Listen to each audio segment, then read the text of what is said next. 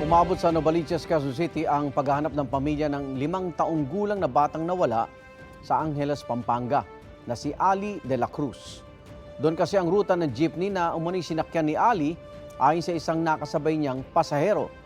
At kaugnay niya, maapanayan po natin ang kapatid ng biktima na si Darius Pangilinan at kanyang pinsan na si Cleo Campos. Magandang umaga po. Magandang umaga po, sir. Nasa Novaliches pa rin ba kayo ngayon? Ngayon po wala na po, nakauwi na po kami ng Pampanga ulit. Sino yung nagbigay ng impormasyon na baka nasa Novaliches si Ali? Isang ano lang po siya, concerned citizen, na nag-message sa pinsan ng mother ko. Kaya po kinonekta niya kami sa through messenger po. And then sinabi nga po niya na nakasakay niya po si Ali at saka po yung lalaking kumuha kay Ali. Pero galing Angeles, ano sinakyan nila para makarating ng Novaliches? Yun din po actually yung hindi namin alam.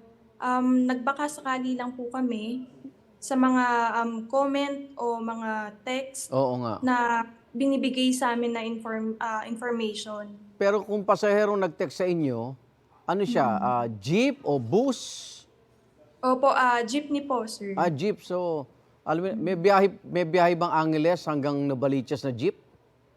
Actually, wala po. Pinag-connect-connecta lang po namin Okay. yung mga posibleng mapuntahan ni Ali at saka po nung lalaki. Oo. Pero bukod dun sa umano'y nakasabay niya sa jeep, si Ali, wala na ba siyang ibang detalye pang naibigay?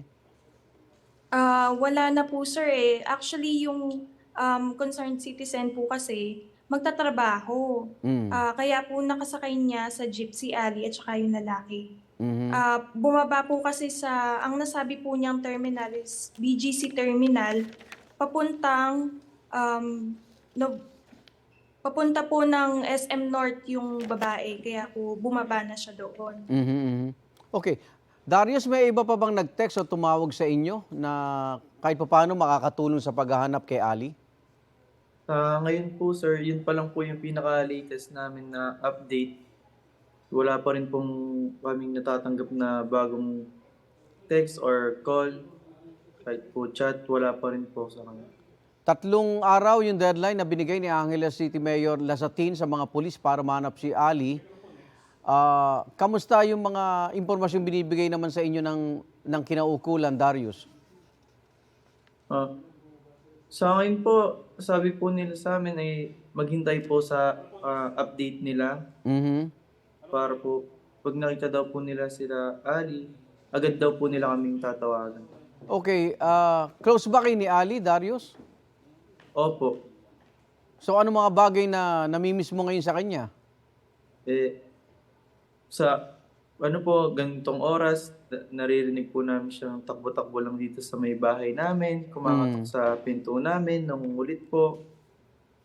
Minsan, sabay mong mag-almusal kapag papasok sa kwarto namin. Mga ganong bagay po. May panawagan ka ba dun sa lalaking nakitang kumuha dito kay Ali? Sana po kung malinis talaga yung intensyon niya sa kapatid ko, ibalik niya na lang po. Sana hindi na sila magpakalayo-layo pa. Sana hindi niya na po kami pahirapan pa sa paghahanap sa kanila. Helen, may panawagan ka? Sorry po, Cleo po, sir. Yun din po yung gusto kong sabihin dun sa lalaki, sir. Sana po ibalik niyo na yung kapatid namin. Hindi niyo po siya kayang alagaan. Dahil kami po ang pamilya niyan, sir. Meron kung sa mga nanonood ngayon na may mga impormasyon, saan maaring makipag-ugnayan sa inyo, Cleo?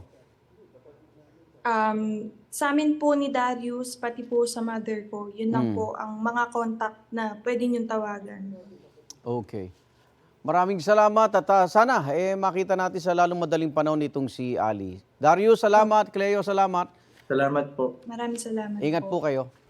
Igan, mauna ka sa mga balita. Mag-subscribe sa GMA Integrated News sa YouTube. Sa mga kapuso abroad, subaybayan nyo kami sa GMA Pinoy TV at sa www.gmanews.tv.